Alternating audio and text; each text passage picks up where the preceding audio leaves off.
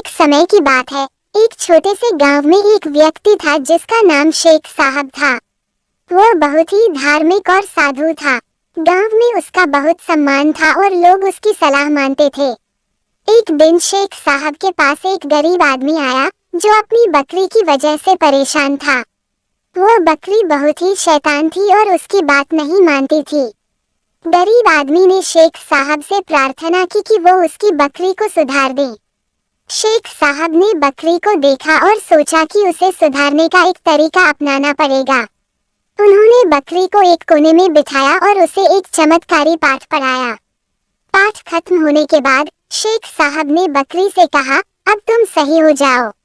गौर से सुनने पर गरीब आदमी को समझ में आया कि शेख साहब का पाठ वास्तव में उसे मानसिक शांति देने वाला था, न कि बकरी को सुधारने का। वो अब समझ गया कि बकरी की शैतानी उसके खुद के तरीके और उसकी धैर्य की कमी का परिणाम थी। उसने बकरी के साथ अधिक धैर्य और समझदारी से पेश आना शुरू किया और जल्दी ही बकरी भी सुधारने लगी। कहानी का सिखावन यह है कि किसी भी समस्या का समाधान बाहरी शक्ति से नहीं, बल्कि खुद की सोच और धैर्य से प्राप्त किया जा सकता है।